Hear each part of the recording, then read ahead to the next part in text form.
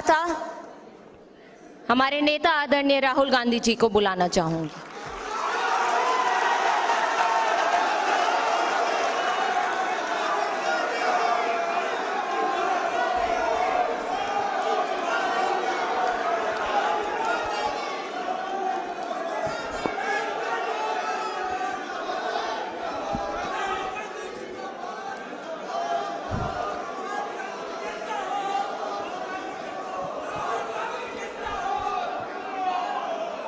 Stage पे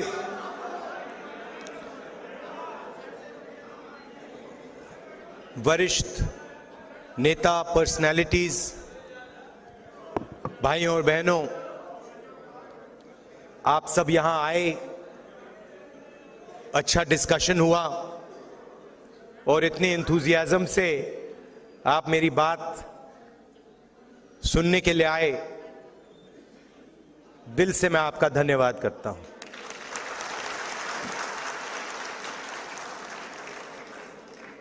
अनिल जैन जी ने अभी कहा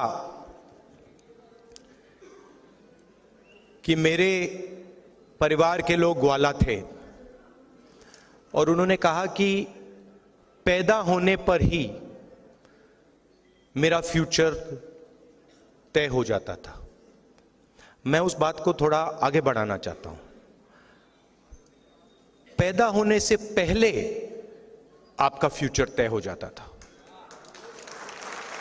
आप पैदा ही नहीं हुए, आपकी कैपेबिलिटी भी नहीं मालूम, आपका नाम भी नहीं मालूम,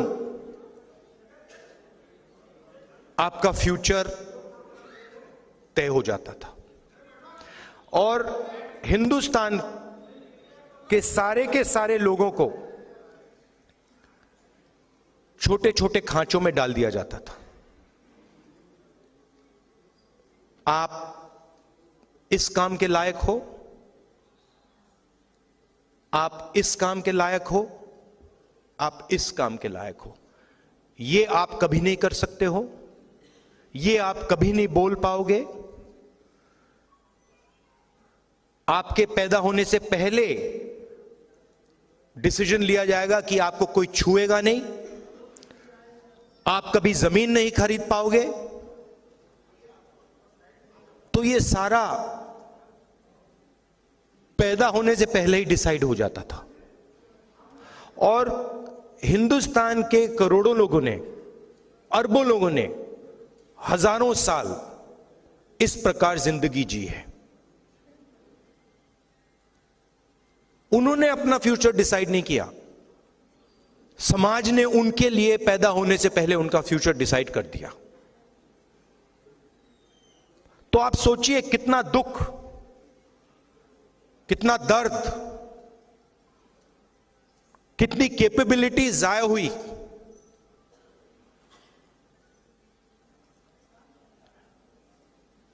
और इस चीज को बदलने के लिए बहुत सारे लोग खड़े हुए। हिस्टोरिकली लिस्ट है, जय हिंद जी ने उनके नाम लिए, मगर सब के सब ने एक ही बात की थी, जो सच्चाई थी उसको उन्होंने एक्सेप्ट किया कि हमें यह दिख रहा है कि यह सच्चाई है और इस बात को मैं एक्सेप्ट कर रहा हूं। दो तरीके के लोग होते हैं, राजनीति में तो खासतौर एकदम दिख जाता है। पूरी जिंदगी सत्ता के पीछे दौड़ते दौड़ते दौड़ते दौड़ते सच्चाई को कभी एक्सेप्ट नहीं करते। ना अपनी सच्चाई एक्सेप्ट करते हैं, ना अपनी सच्चाई एक्सेप्ट करते हैं, ना किसी और की सच्चाई एक्सेप्ट करते हैं। उनको सिर्फ एक चीज दिखती है कि किसी ना किसी तरह मेरे हाथों में इन्फ्लुएंस आ जाए, सत्ता आ जाए, बाकी सब छोड़ो। और दूसरे तरीके के लोग होते हैं जो कहते हैं ये सच्चाई है, इसको मैं एक्सेप्ट कर रहा हूं, चाहे मुझे अच्छा लगे या बुरा लगे, मगर मुझे जो दिख रहा है उस बात को मैं पूरी तरह एक्सेप्ट कर रहा हूं। और अलग अलग समाज में अलग अलग जगह से ये लोग आए। अंबेडकर जी, महात्मा गांधी जी, पेरियार, बसवना, बुद्धा, ये अलग अलग अलग स्पेसेस से आए, मगर इन सब ने ये बात एक्सेप्ट की कि जो मैं देख रहा हूं ये सच है और मैं इसको छोड़ूंगा नहीं।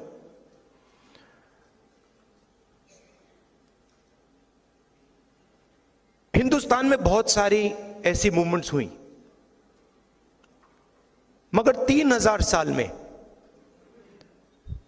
सबसे सक्सेसफुल मूवमेंट ये है। और इसमें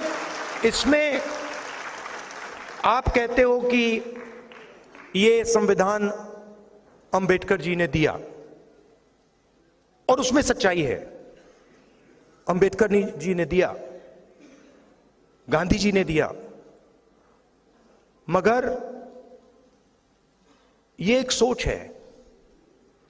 ये अंबेडकर जी से पहले भी थी। इसमें बुद्धा भी हैं, इसमें बसवन्ना जी भी हैं, इसमें पेरियार हैं, इसमें गांधी हैं, और सिर्फ वो नहीं है, बहुत सारे ऐसे भी लोग हैं जिनके नाम किसी ने सुने भी नहीं। वो इसी चीज के लिए लड़े थे। किसान थे, मजदूर थे, नाई थे, बढ़ई थे, इसके लिए लड़े। उनका नाम आज हम नहीं जानते, मगर उनकी सोच इसमें है। तो जो भी, मेरा कहना है, जो भी हिंदुस्तान में अन्याय की सच्चाई को एक्सेप्ट करता है, उसकी सोच इसमें है। और इसने करोड़ों लोगों के लिए दरवाजे खोले हैं। और मैं यह भी कहना चाहता हूं कि जो हमारी एक्सपेक्टेशन थी, जो फाउंडिंग फादर्स की एक्सपेक्टेशन थी, जो महात्मा गांधी की एक्सपेक्टेशन थी, जवाहरलाल नेहरू की एक्सपेक्टेशन थी, अंबेडकर जी की एक्सपेक्टेशन थी, उससे कम लोगों को इस किताब का फायदा हुआ है। तो सक्सेस है, मगर फेलियर भी है। ओवरआर्चिंग सक्सेस नहीं है। सिंपल सी बात है। इसको लोग कहते हैं कि ये राइट्स का डॉक्यूमेंट है, अधिकार का डॉक्यूमेंट है, इससे हमें लोकतांत्रिक अधिकार मिलता है। सही, मगर ये ट्रांसफर ऑफ पावर का भी डॉक्यूमेंट है। ये ट्रांसफर ऑफ एसेट्स का भी डॉक्यूमेंट है। ये ट्रांसफर ऑफ वेल्थ का भी डॉक्यूमेंट है। ये ट्रांसफर ऑफ स्किल्स का भी डॉक्यूमेंट है। अब अगर हम हिंदुस्तान को आज देखें, और मैं 15, 20, 30, 40, 50 साल पहले की बात नहीं कर रहा हूं, मैं आज की बात कर रहा हूं। और अगर आज हम अपने देश को देखें, 95% लोग पिछड़े वर्ग के, अप्रोक्सीमेटली 50, 15% दलित,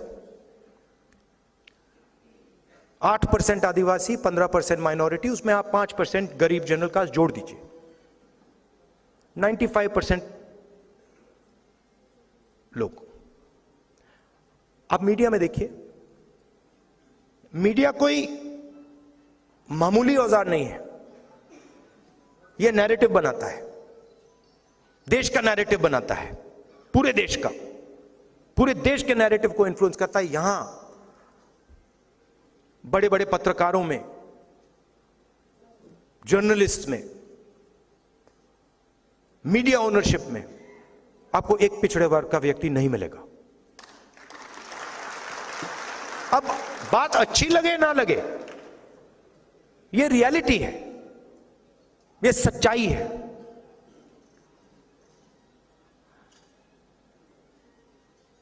और छुपे तरीके से यह किया जाता है।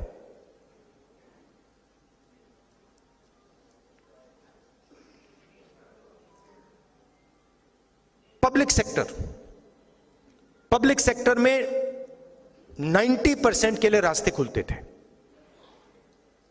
ज्यादा नहीं खुलते थे मगर खुलते थे।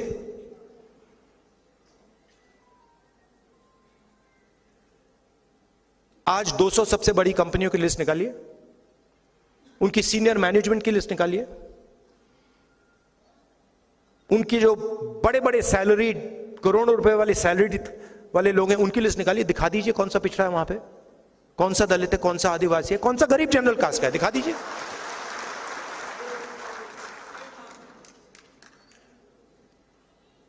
जुडिशरी में भी गई,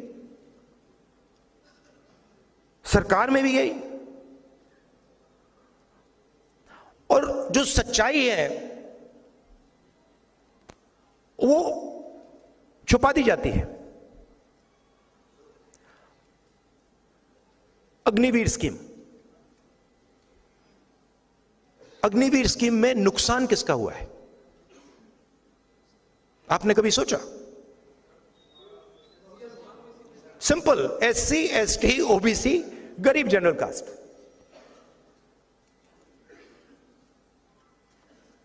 अग्निवीर सीनियर लेवल पे नहीं है, अग्निवीर जवान के लिए है।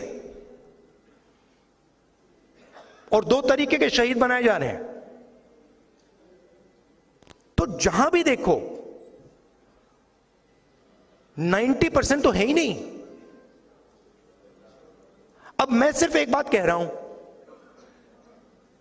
कि सब कुछ छोड़ दीजिए,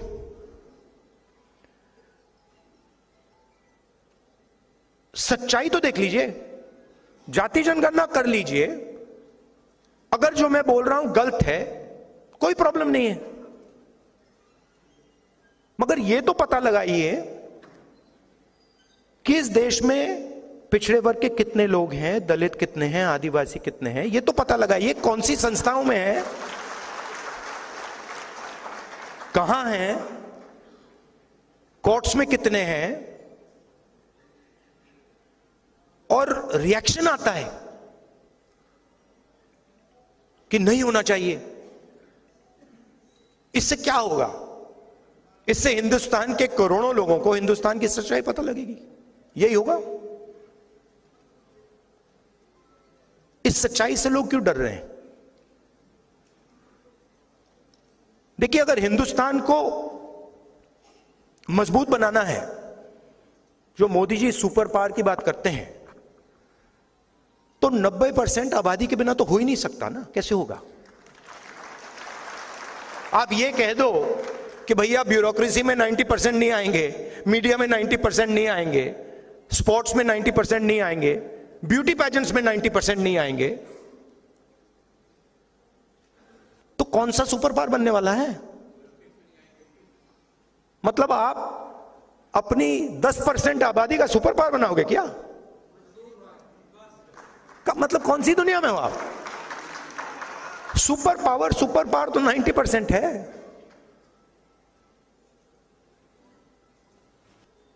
अब इस पर आक्रमण हो रहा है। मोदी जी कहते हैं मैं कॉन्स्टिट्यूशन को रद्द नहीं करना चाहता हूं। ठीक है, जब आप CBI और ED को राजनीति और लोकतंत्र पर, जब आप CBI और ED को लेकर राजनीति और लोकतंत्र पर आक्रमण करते हो, तो आप कॉन्स्टिट्यूशन पे आक्रमण कर रहे हो। जब आप सारे के सारे इंस्टीट्यूशंस में आरएसएस के लोग भर रहे हो, तो आप कॉन्स्टिट्यूशन पे आक्रमण कर रहे हो। जब आप बिना किसी से पूछे नोटबंदी करते हो और हिंदुस्तान के करोड़ों पिछड़े वर्ग के लोगों को, दलितों के, आदिवासियों की जिंदगी खत्म करते हो, तो आप कॉन्स्टिट्यूशन पर आक्रमण कर रहे हो। जब आप अग्निवीर योजना बिना आर्मी से पूछे लागू करते हो, आप कॉन्स्टिट्यूशन पर आक्रमण कर रहे हो। मोदी जी राजा हैं,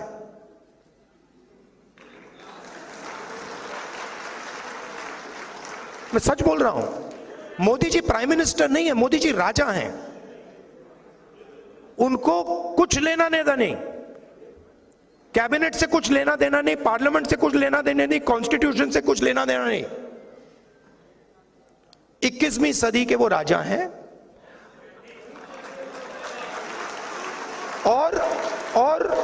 और उनके जो फाइनेंसियर्स हैं पीछे, जो 2-3 फाइनेंसियर्स हैं, वो राजा का पूरा टेम्पो वाले,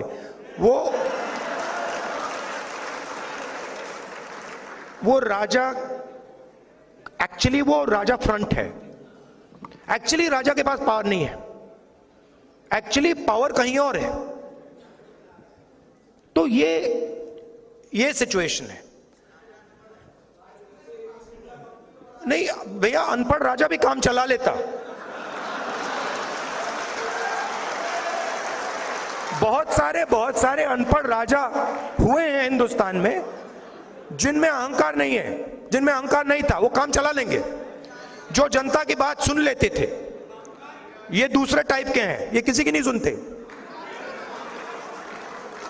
अब इनका लक्ष्य है कि पब्लिक सेक्टर को खत्म करो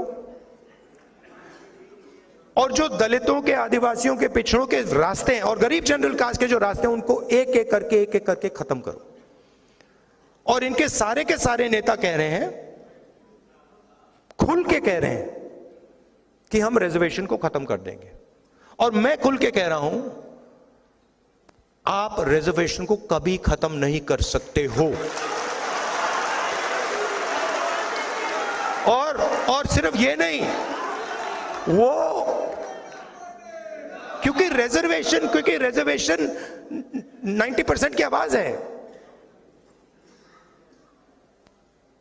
तो रिजर्वेशन पर आक्रमण, कॉन्स्टिट्यूशन पर आक्रमण, पब्लिक सेक्टर पर आक्रमण, आर्मी पर आक्रमण, फाइनेंशियल सिस्टम पर आक्रमण। क्यों? क्योंकि इनके पीछे धन है, अरबों रुपए हैं। तो ये सिचुएशन है। अब थोड़ी सी प्रॉब्लम आ गई है। आपने देखा होगा, मोदी जी ने अदानी जी का, अंबानी जी का नाम ले लिया। भौखला गए कि भैया आओ आओ मुझे बचाओ। यहां पे तो हिंदुस्तान की जनता ने घेर लिया मुझे, ये मतलब सबने घेर लिया। ये तो आरक्षण की बात कर रहे हैं, ये तो कॉन्स्टिट्यूशन की बात कर रहे हैं। अदानी जी, अंबानी जी बचाओ मुझे। वो कैसे बचाएं? वो नहीं बचा पाएंगे। बचा तो जनता ही सकती है। मैं कल टूर के बाद गाड़ी में था, वापस जा रहा था एयरपोर्ट से, तो बातचीत चल रही थी गाड़ी में और मैं कह रहा था कि देखिए, अलंकार और मेरी बात हो रही थी, तो मैंने उससे कहा देखिए रियलिटी क्या है। रियलिटी ये है कि मैं जनता की आवाज हूं, ठीक है। जब मैं ये कहता हूं, प्रेस वाले मतलब इसको समझते नहीं हूं, मैं एक्चुअली हूं ही नहीं। मैं हूं ही नहीं। मैं भारत जोड़ो यात्रा में ये बात समझ गया कि मैं जनता की आवाज हूं, जनता का दर्द हूं, जनता का दुख हूं, और कुछ नहीं है। और मुझे और किसी चीज में इंटरेस्ट भी नहीं है। तो अब सवाल उठता है आगे क्या करना है? सबसे पहले जो हिंदुस्तान की सोशल रियलिटी है, और किसी का नुकसान नहीं करना, बट जो हिंदुस्तान की सोशल रियलिटी है उसको देश के सामने रखना है। किसी को चोट नहीं मारनी, किसी को धमकी नहीं देनी, यह कहना है देखिए भैया ये हिंदुस्तान की सोशल रियलिटी है, इस देश में इतने दलित हैं, इतने आदिवासी हैं, इतने पिछड़े लोग हैं, इतने माइनॉरिटीज हैं, इतने गरीब जनरल कास्ट के लोग हैं, और ये जो लोग हैं इनकी इतनी भागीदारी है, मीडिया में इतनी भागीदारी है, कॉर्पोरेट इंडिया में इतनी भागीदारी है,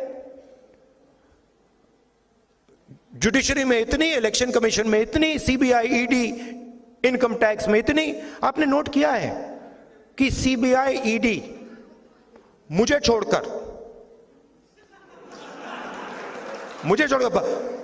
55 घंटे मुझसे मतलब इंटेरोगेशन किया।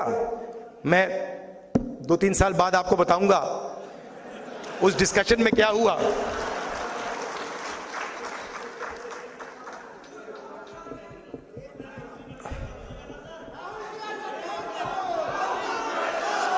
मैं बताऊं आपको क्या हुआ? बताऊं? मैंने ईडी के अफसर से बोला, ईडी के अफसर मुझे इंटेरोगेट कर रहे थे, और मैंने उनसे बोला कि देखिए आप सोच रहे हो कि आपने मुझे यहां बुलाया है, मगर आप गलतफहमी में हो। आपने मुझे यहां नहीं बुलाया, मैं यहां आया हूं।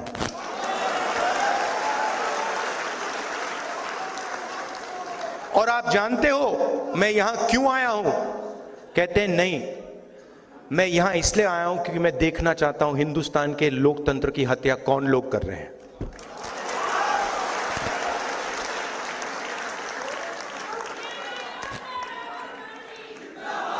मतलब आप क्या समझे हो?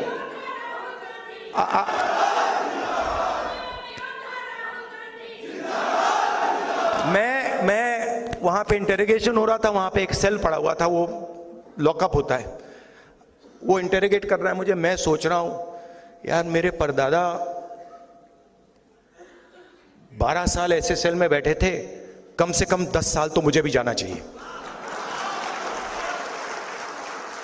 आप मुझे कोई भी सेल दे दो, कोई फर्क नहीं पड़ता।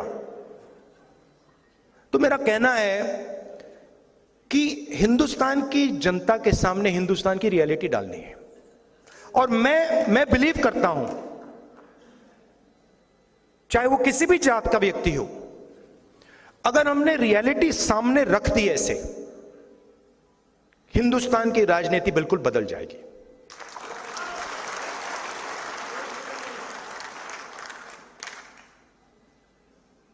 और उसको बदलना ही होगा, क्योंकि 90% को आप चुप नहीं रख सकते, 90% की शक्ति को आप कंट्रोल नहीं कर सकते, कुछ भी कर लो।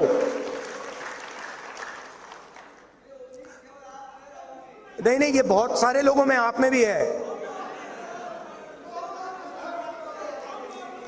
और राजनीति में ना, मेरा एक्सपीरियंस बताता हूं आपको, एक होता है जो सुबह उठता है, कहता है भैया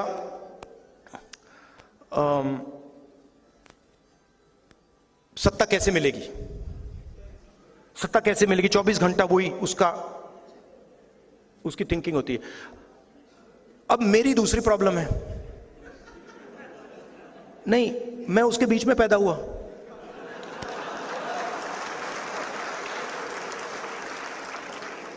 अब अजीब सी बात है, मुझे उसमें इंटरेस्ट ही नहीं है। वो मेरे लिए औजार है, वो मेरे लिए औजार है कि उसका मैं प्रयोग जनता की मदद करने के लिए कैसे करूं।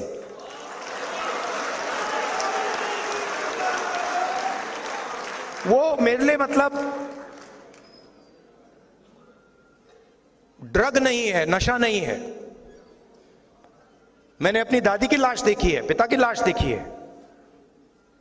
तो एक पॉलिटिकल व्यक्ति के अंदर एक पॉलिटिकल क्रिस्टलाइजेशन होता है। बहुत सारे लोगों के अंदर पॉलिटिकल क्रिस्टलाइजेशन कभी होता ही नहीं है।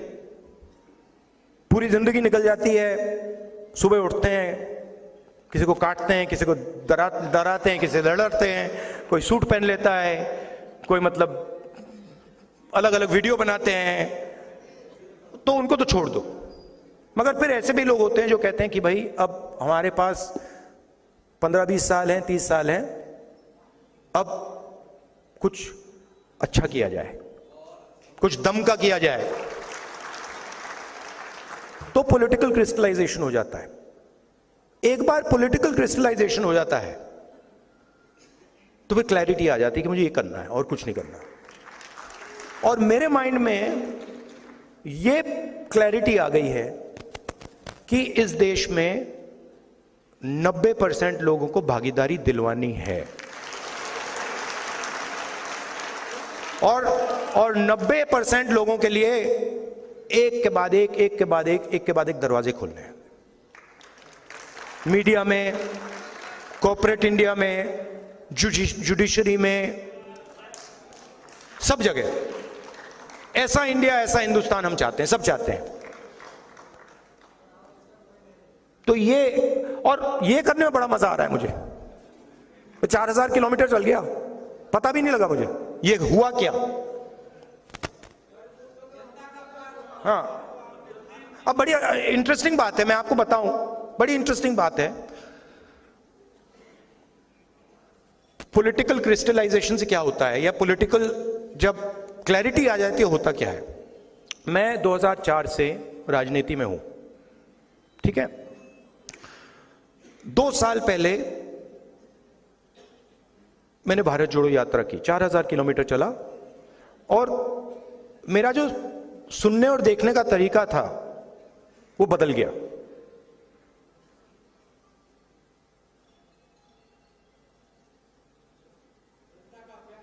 नहीं, क्या करने लगा मैं, जैसे आप मेरे पास आए तो नॉर्मली जब व्यक्ति बात करता है तो वो सोचता है कि ठीक है मैं यहां हूं, मैं सुन रहा हूं। मैं क्या करने लगा, मैं आपकी पोजीशन लेने लगा। बात समझे? मैं अपने आप को छोड़ के आपके अंदर घुस के, ये आया मेरे पास, ये क्या देख रहा है, ये क्या बोल रहा है, ये क्या कहना चाह रहा है, तो वो चेंज आ गई। और बिल्कुल जो लोग बोल रहे थे उसका मतलब ही बदल गया। मतलब पहले क्या होता था, किसान आता था, बड़ी मुश्किल है, पैसा नहीं मिल रहा, भाई बीमार है, और मैं सुनता था। अब उसके बाद अब मैं क्या करता हूं, हाथ पकड़ लेता हूं, बस हाथ पकड़ लेता हूं और टाइट पकड़ लेता हूं और कहता हूं घबराओ मत, कुछ नहीं होगा। तो टोटल चेंज आ जाता है, कनेक्शन बन जाता है।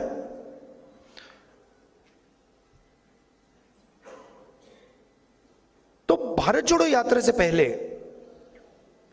20 साल में राजनीति में था, मगर मैंने मोहब्बत शब्द कभी यूज ही नहीं किया। सबसे पावरफुल शब्द है, आप सब कहेंगे कि दुनिया में सबसे पावरफुल शब्द मोहब्बत है, करेक्ट? तो ये जो अभी इन्होंने बोला ना, वी लव यू सर, ये भारत जोड़ो यात्रा से पहले किसी ने मुझे नहीं बोला था, और मैंने भी किसी को नहीं बोला था। मतलब मां को बोला था, बहन को बोला था, मगर किसी आम जनता को या किसी से जब मैं मिले, मैंने नहीं बोला, मगर मैंने बोलना शुरू कर दिया। और अजीब सी बात हुई, अब मैं आपको बता रहा हूं, दिल्ली में मैं वापस आता हूं एयरपोर्ट से, गाड़ी शीशा खोल के कहते हैं आई लव यू। तो ये मैं आपको क्यों कह रहा हूं, क्योंकि हिंदुस्तान में जो भी सक्सेसफुली सामाजिक न्याय की लड़ाई लड़ा है वो मोहब्बत से लड़ा है। जो सुपरस्टार हुए हैं वो मोहब्बत से लड़े हैं, वो नफरत से नहीं लड़े हैं। तो ये दो चीजें जरूरी हैं कि सच्चाई होनी चाहिए, सच्चाई से पीछे नहीं टिकना चाहिए, हिलना नहीं चाहिए, कोई भी कॉस्ट दे दो मगर ये सच्चाई है। और आप बोलो तो रिस्पेक्ट से, प्यार से, स्ट्रेंथ से। और मैं आपको एक बात की गारंटी दे देता हूं, एक बात तो मैं आपको बता देता हूं कि अब चुनाव हो रहा है, नरेंद्र मोदी जी प्रधानमंत्री नहीं बन रहे हैं।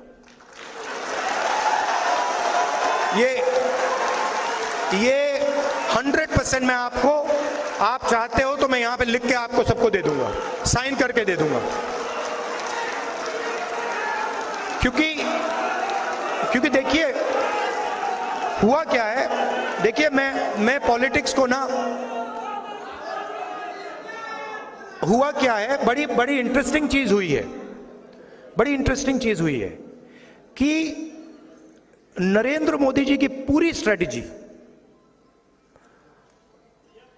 भाई को भाई से लड़ाने की है, और इस चुनाव में वो काम ही नहीं कर रहा है। वो मतलब आ रहे हैं, वो कह रहे हैं, लोग देख रहे हैं, कह रहे हैं भैया ये बोल क्या रहा है। तो वो चेंज आ गया है। और आप लिख लीजिए वो, अच्छा एक बात हो सकती है, अगर पूरी चीटिंग कर दी, अगर ईवीएम लपेट लिया, वैसे हो सकता है, मगर उसके अलावा ये 200 180 से आगे नहीं जा रहे। अब आपके सवाल हो, नहीं देखिए, मगर इसमें देखिए, इसमें एक बात मैं आपको बताना चाहता हूं कि हमारा जो मैनिफेस्टो है, क्रांतिकारी मैनिफेस्टो है। अगर आपने मैनिफेस्टो को देखा है, वो 90% को सपोर्ट करने वाला मैनिफेस्टो है, मगर सच्चाई ये है कि कांग्रेस पार्टी को भी आने वाले समय में अपनी राजनीति को बदलना होगा। ये करना पड़ेगा।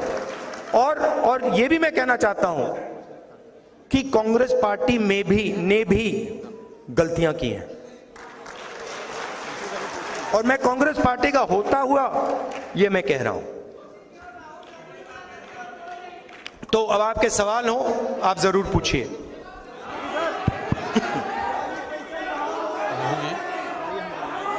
एक दो सवाल एक करके ब्रदर।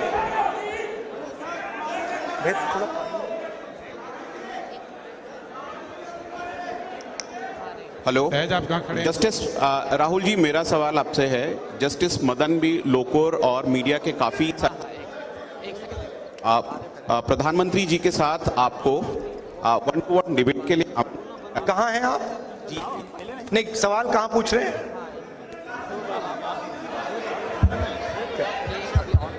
अच्छा ठीक है।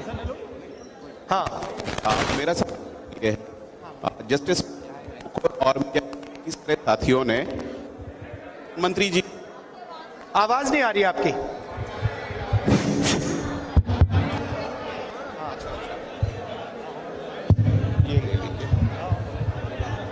हेलो जी, मेरा सवाल आपसे ये है कि जस्टिस मदन बी लोकुर और मीडिया के काफी सारे साथियों ने आपको प्रधानमंत्री जी के साथ 1-to-1 डिबेट के लिए आमंत्रित किया है, तो ये न्योता स्वीकार करते हैं? मैं 100% किसी से भी डिबेट करने को तैयार हूं, प्रधानमंत्री से। हेलो, मगर मैं प्रधानमंत्री को जानता हूं, प्रधानमंत्री मुझसे डिबेट नहीं करेंगे। आदरणीय राहुल सर, और हमारे प्रेसिडेंट खारगे जी भी हैं, वो भी डिबेट कर सकते हैं। आदरणीय राहुल सर, इधर मेरा एक सवाल है। हाँ जी। इस साइड में सर, इस साइड में मेरा एक सवाल है। हाँ जी सर, आपकी सरकार अगर बनती है तो आप पुरानी पेंशन बहाल करेंगे कि नहीं करेंगे? क्या? और आप पुरानी पेंशन बहाल करेंगे कि नहीं करेंगे? और आप अपने मैनिफेस्टो में पुरानी पेंशन का मुद्दा रखेंगे कि नहीं रखेंगे? सर, मेरा सवाल आपसे है, सभी शिक्षक कर्मचारियों, पूरे देश से शिक्षक कर्मचारियों से सवाल है आपके लिए। देखिए, मैनिफेस्टो में ये हमने नहीं रखा है, बट इसको हम कंसिडर करेंगे मैनिफेस्टो में हमने ये जो 5 गारंटीज का कॉन्सेप्ट है जी सर, उसको रखा है, जी, जी। But open to consideration. जी सर,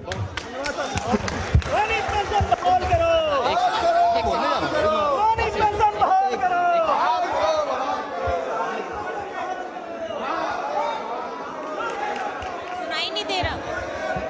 माननीय राहुल गांधी जी, एक्सक्यूज मी।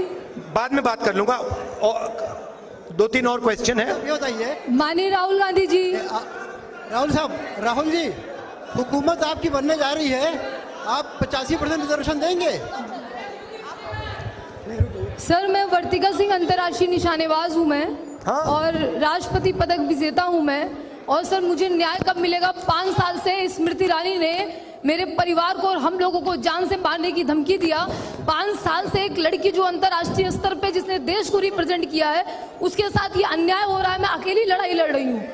आप आके मुझे डिटेल्स देख सर मैं लीजिए, इतनी दे बार दीजिए। लोगों से कितनी बार रिक्वेस्ट किया, सर मुझे प्लीज आप वचन दीजिए कि आप मुझे अपॉइंट आप डिटेल्स हमें दे दीजिए। मैं एग्जैक्टली केस के बारे में जानता नहीं हूँ, आप डिटेल्स मुझे दे दीजिए। राहुल जी, पूरे देश में पूरे देश के जितने संस्थाओं का निजी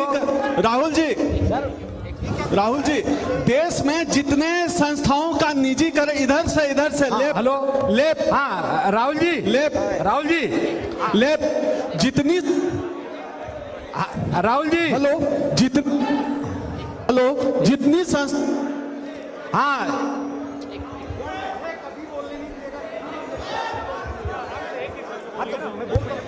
ठीक।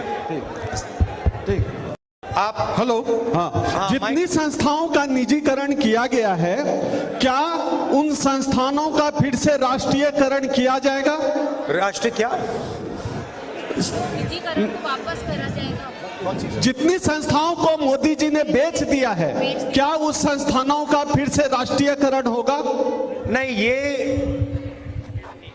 ये तो मुश्किल होगा, मगर ये जो ब्लेटेंट प्राइवेटाइजेशन किया जा रहा है, जो रेलवेज का डिस्कशन चल रहा है, जो बाकी बड़ी बड़ी संस्थाओं का डिस्कशन चल रहा है, ये ब्लेटेंट प्राइवेटाइजेशन हम अलाउ नहीं करेंगे। हमारी फिलॉसफी ये है कि सरकार का एजुकेशन में, हेल्थ केयर में रोल होना चाहिए, और उस रोल को हम प्रोटेक्ट करेंगे और ज्यादा से ज्यादा लोगों को सरकारी नौकरी देने का काम करेंगे। आपका बहुत बहुत धन्यवाद, बहुत अच्छा लगा मुझे यहां आकर। थैंक यू, नमस्कार, जय हिंद।